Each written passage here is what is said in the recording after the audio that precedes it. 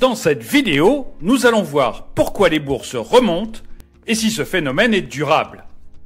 Le produit intérieur brut français a dégringolé de 5,8% au premier trimestre, selon les estimations de l'INSEE publiées le jeudi 30 avril. C'est la plus forte diminution dans l'histoire des évaluations trimestrielles du PIB, débutée en 1949. Cette contraction dépasse largement les reculs observés lors du premier trimestre de la crise financière de 2008-2009, moins 1,6%, ou encore du deuxième trimestre de la crise sociale de 1968, moins 5,3%. Le second trimestre devrait être encore bien pire, le confinement ayant duré 6 semaines contre 2 semaines seulement au premier trimestre. La conjonction du phénomène sanitaire et de la baisse des revenus dus au chômage et aux fermetures d'entreprises va entraîner une baisse de 7 à 8% de la consommation. C'est la plus forte baisse en temps de paix. Mais alors que l'économie réelle s'effondre, la bourse monte, que ce soit en France ou aux USA. Depuis la grande dégringolade de mars, la bourse semble vouloir oublier la pandémie. La bourse se trompe-t-elle? Vit-elle dans un autre monde? Bonjour et bienvenue dans cette nouvelle vidéo de Drôme Économie. Aujourd'hui, nous allons essayer de comprendre pourquoi la bourse monte. Comme toujours, n'oubliez pas de mettre un pouce vers le haut et de commenter et de partager cette vidéo. Ça aide la chaîne à se faire connaître. N'oubliez pas également de vous abonner et de cliquer sur la cloche pour être prévenu lorsque je sors une nouvelle vidéo. Et si vous voulez m'aider à améliorer cette chaîne, vous pouvez me faire un don, même minime, sur Tipeee. Le Standard & Poor's est à 10% de ses records. Le CAC 40, s'il n'a pas une remontée aussi nette, est passé de 6100 à 3600 points en mars pour remonter à 4500 points ces derniers jours. Cette remontée a bénéficié aux fonds d'investissement, comme celui géré par Marc, et aux particuliers comme Sylvain, qui sont revenus massivement en bourse après la dégringolade de mars. Marc a investi sur Atos, Sanofi et Orange. Sylvain s'est ouvert un compte bourse en ligne et a acheté les plus forts dividendes du CAC 40, AXA, Total et BNP. Et vous, avez-vous boursicoté? Sur quelles actions? N'hésitez pas à me le dire dans les commentaires, je serais assez curieux de le savoir.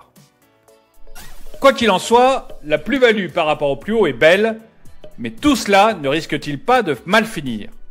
Un nouveau crack ne risque-t-il pas d'arriver? Pour le moment, Marc a confiance dans les banques centrales.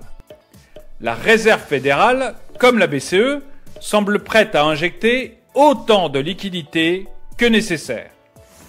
Les gouvernements, eux, ne parlent que de plans de relance et de dépenses sans se soucier de la dette. Alors, certains vont encore me le reprocher gentiment dans les commentaires, mais non, je persiste, je n'aime pas la dette. C'est une drogue qui finira mal. Mais on en reparlera une prochaine fois. Marc est donc confiant. Cet argent qui coule à flot de la part des États et des banques centrales le rend à peu près certain que les cours continueront à monter. Il y aura bien sûr des mouvements de hausse et de baisse dans les mois à venir, mais Marc est certain que l'orientation restera positive. En fait, Marc n'a qu'un problème en ce moment. Il est noyé sous une montagne de liquidités qu'il doit investir. Or, aujourd'hui, dans quoi investir en espérant un peu de rendement à court terme? Les actions. Mais alors, dans quelles actions investir? Si vous avez une idée, n'hésitez pas à me le dire.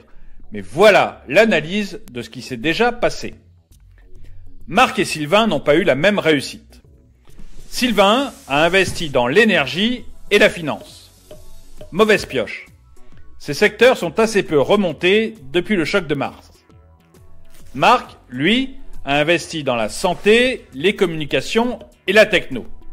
3 secteurs qui ont presque effacé leurs pertes depuis le krach de mars. C'est là que sont allés massivement les fonds. Ces trois secteurs sont du reste surreprésentés, que ce soit sur le CAC 40 ou le Standard & Poor's. C'est ce qui explique en partie le fort rebond. En fait, le CAC offre une vision déformée de l'économie réelle, soulignant plus les valeurs liées à la santé et moins les valeurs comme Renault ou Peugeot. Le fait que l'économie réelle aille mal n'est donc pas forcément le signe que la bourse va replonger. D'autant plus que les très grosses sociétés qui composent les indices boursiers peuvent sortir renforcées de cette crise. Elles ont des clients partout dans le monde, des activités diversifiées et des capacités de résistance très fortes. Elles peuvent donc sortir gagnantes d'une consolidation de leur secteur. Si vous deviez retenir trois choses de cette vidéo, ce serait 1. Alors que l'économie réelle s'effondre, la bourse monte. 2. Les banques centrales injecteront autant de liquidités que nécessaire. 3. Les grandes sociétés peuvent sortir renforcées de cette crise. Merci d'avoir regardé cette vidéo, n'oubliez pas de lui mettre un pouce vers le haut et de la commenter. Vous pouvez aussi regarder une des vidéos qui s'affiche ici. N'oubliez pas également de vous abonner et de cliquer sur la cloche pour être prévenu lorsque je sors une nouvelle vidéo. Et un grand merci à tous ceux qui m'aident sur Tipeee.